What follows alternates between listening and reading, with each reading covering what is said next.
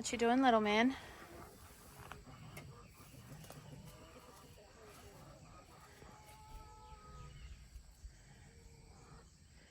What are you looking for? Bad roses. Bad roses. Here, let me see if I can help you. Here's one. There was one river. There was one room. There was one room. And what are you He going to... tells me to get the ones that fall off easily. Yes. No, not that one. Not that one. Here's one. I got a little tiny one, but it was dead. I got a little tiny invincible one, but it was dead. Okay. Don't get these ones. Don't get. Yeah, we don't want get the... these. Don't get these ones, even if they're like this. Mm-hmm. Here you go. And what are you going to do with them? Put them in here and give them to the chooks. Give them to the chooks? Do you want to feed them those ones? This one? Yeah, this one. This one goes off easily.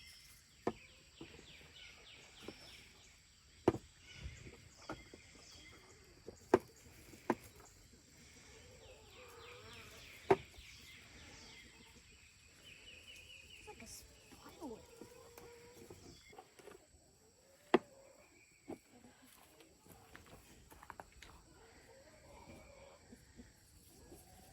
Yep.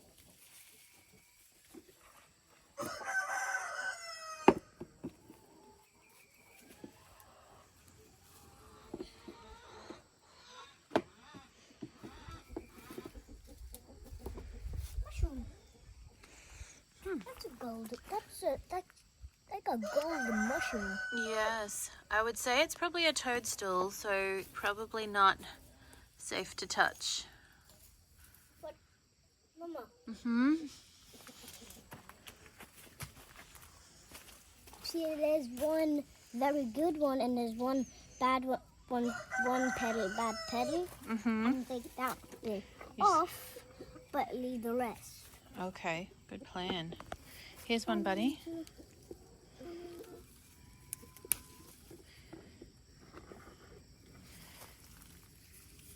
Yep, that one was it.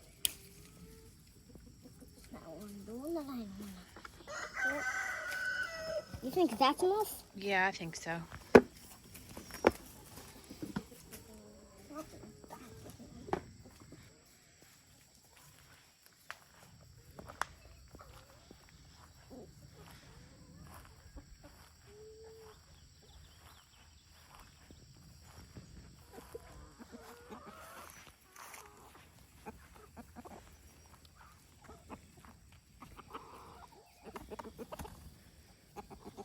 They like them, don't they? Just to know, if there's one on the chicken's back, the other chicken just pecks it off.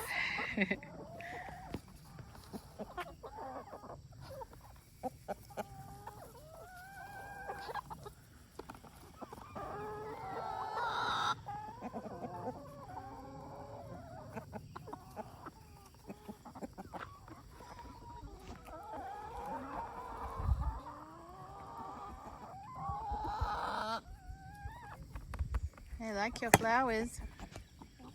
Should I take this one away? This one's getting old. Yeah, that one's getting old. Should I? You can. What are you doing? You want to show me the baby ones? Why? 1, 2, Yeah. 3, Three 5, baby 4. ones. 4. This one's going. They'll be out soon. The yellow one doesn't have as many flowers as the pink and the red, but they're still very beautiful. Good morning, good morning. Welcome back to 9 Little Aussies. Today we are hopefully getting this bed finished because I'm dying to plant the beans. And I'm worried it's getting like, I don't know. I don't know if it's getting too late, but I feel like, oh, quick, get them in. And we've got to do more layering on here. The boys are unloading, and I'm going to help them in a second unload this soil to add another layer on top, because that's going to settle a good amount, And I didn't have as much straw as I really ideally would like, or manure for the middle layer. So I'm just going to try and compensate by putting a little bit more soil as that breaks down. And I'm just going to have to feed this garden and give it a lot of worm castings, worm juice, and kind of build it up till it gets a bit more established. But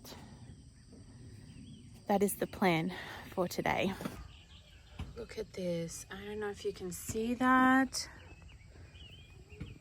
Something's been in this garden.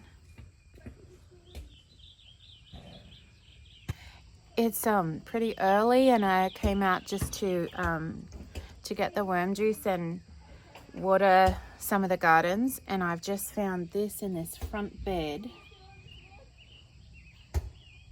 This bed, I did sow seed in here, but I also put strawberry rootstock in here for strawberry plants. So I don't know if that, whatever dug there, it's not a huge big mess, but something's been in there, that's for sure. So I don't know if they've taken the rootstock or not. And I don't really know exactly how long they will take to come up.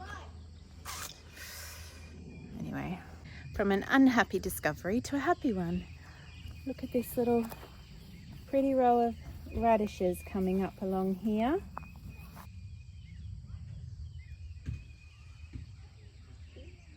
All the way along that bed. Thought I'd show you, these little guys are coming along, slowly getting bigger and growing, filling out this garden bed, but it's a time-consuming process. The seedlings are coming along now. Look at these guys. These ones have popped up like crazy. So I don't know what these are. I'm pretty confident that right there is Sweet Alice growing around the edge. And I've got blue forget-me-nots in the middle. But this one, I don't know what it is. And when I figure that out, I am going to have to, one of these guys has come up.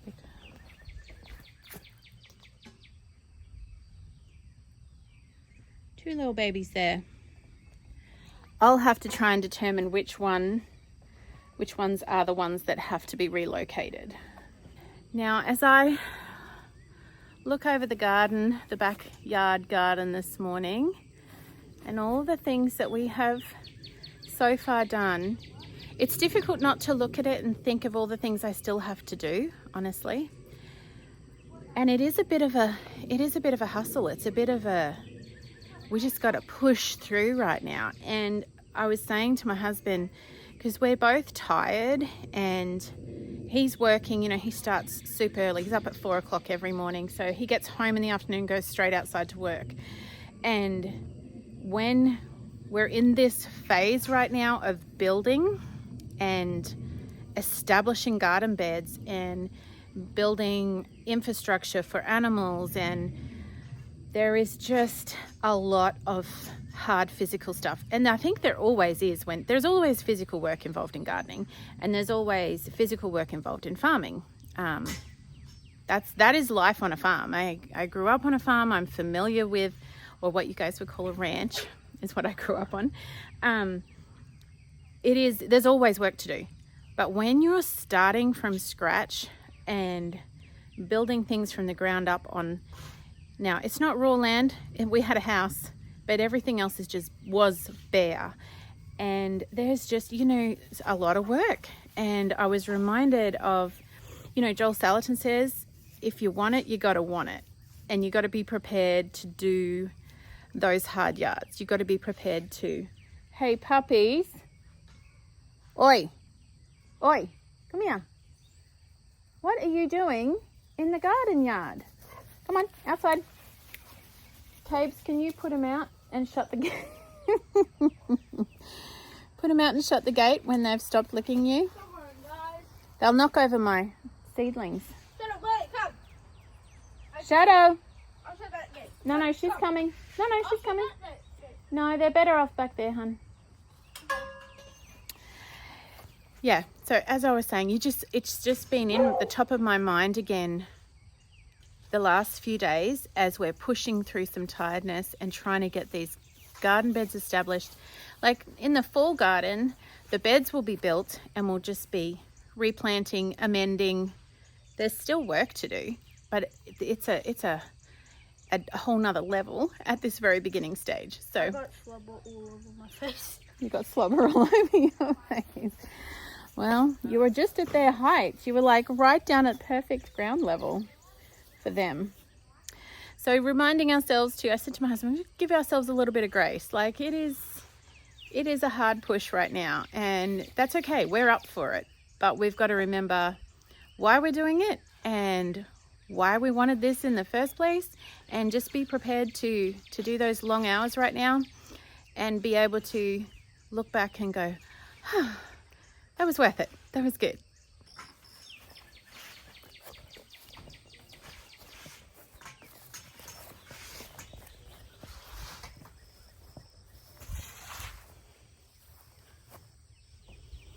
And I'm just reminded watching these two how grateful I am that we're doing this together as a family. Sometimes we don't feel like doing it, but there's just nothing like building something together. All right, we are getting there, people. The trailer, I think we've got maybe one more load, and we have put a bunch down there on the, what I'm calling the bean bed, where I'm going to plant beans. And we have loaded up a lot of this, shorted up a little with a steel post, and down here all the way to the end we have ran into the issue of, because we have framed this with pallets, all the soil was falling down in between. And I said to the kids, okay, we have to find a solution to this. Actually, Jared pointed out to me we needed a solution because we're losing too much soil and we don't have soil to spare. And I said to the kids, what can we use? There is some old hay. Let me see. I don't know if you can see right there in the background, an old roll of hay, but it was here on the property when we arrived and we just didn't know. I don't know if that's been sprayed. I don't know the history of those bales at all. So I was very hesitant to put them in the veggie garden, even if it is just stuffing it down through the pallets, because it'll get watered through and I didn't want to risk contaminating the garden. So that was one idea that we kind of ruled out because of that. And then Gracie said to me, Mummy, what about wood chips? Can we use wood chips? I thought, oh, we've got all those wood chips. So that's what we did. We just got some loads of wood chip and packed it down in there where the pallets are. So it's kind of, all it's doing is acting as a barrier so the soil doesn't fall through and we don't lose quite so much soil. So we did that. And now I'm just going to go over here to the bean bed while the other kids finish that, and I'm going to rake that out, and then I'll try and I need to get some mulch on it to prevent it washing away. I think we are going to get a storm at some point. It's like 95% humidity today. It's really not hot at all. I don't even know what the temperature is, but it's very humid. Super sticky.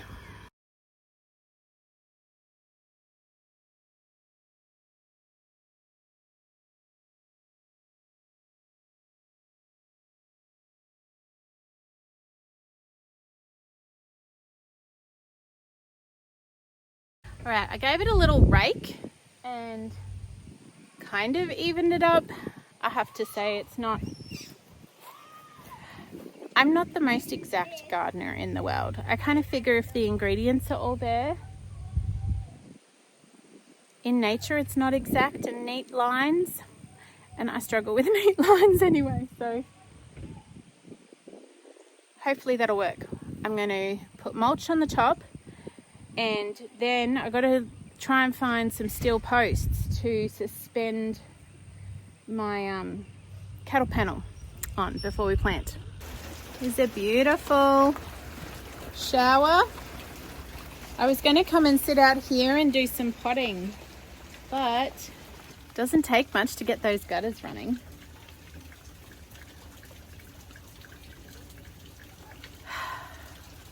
I love rain. I love fresh rain. There's just something so beautiful about it. It's like, it is refreshing. It's refreshing, and it's like, I don't know, there's something of promise and hope in it when it rains.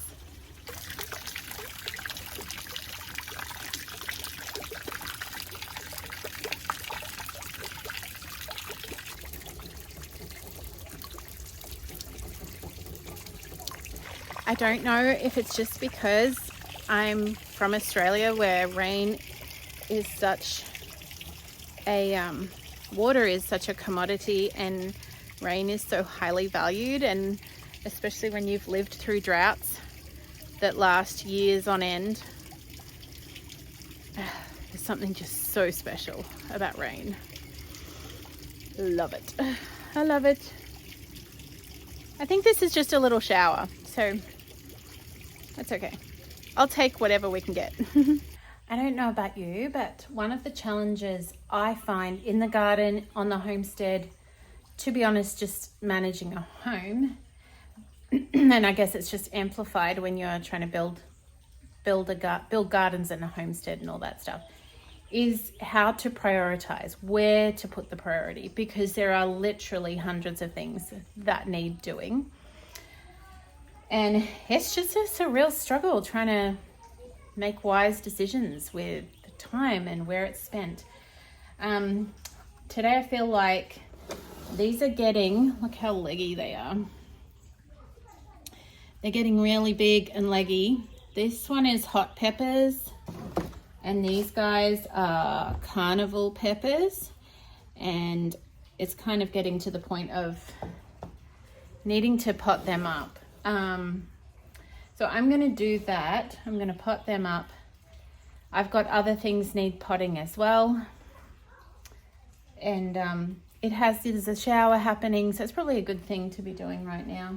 And I'm hoping to get back out and put mulch on that garden bed, but we'll see. And then I've got to track down some steel posts, but I may need to walk around the property. I really don't want to have to think about buying steel posts. So I believe there are some around the property that could be repurposed. Yeah, it's so matted. That definitely needs to be potted up. Okay, I've done one tray, and I'm just working on this. So I did the carnival peppers, and I'm working on the hot peppers now. And I was just, as I was sitting here, listening to the thunder roll in the background and just potting, and actually just really enjoying the quiet, enjoying the drip drip of the gutter and the sound of the rain. And I was just listening to a weather update. There's some storms rolling around, and I thought, I'll just check what the weather's doing. Listening to a weather update for our area, specifically Texas and just north of us. There's some severe thunderstorms. Doesn't look like it's really gonna impact us hugely. We just might get some rain, and which is fine and good. And I was just thinking how much I have enjoyed experiencing and learning and watching the weather, and amongst everything else, in a new country. Even just learning the proximity of things, and how Oklahoma is just to the north of us, and Louisiana just to the east, and just learning where the weather patterns roll and what they do. And it was so normal, and to me in Australia, I understood what the weather usually did, and what to look out for and what to expect. And it's just everything's new. Everything's brand new. It's so interesting. Which that thunder, I don't know if you can hear it rolling around rumbling in the background, may mean I may not get to finish that bean bed today if it keeps on raining.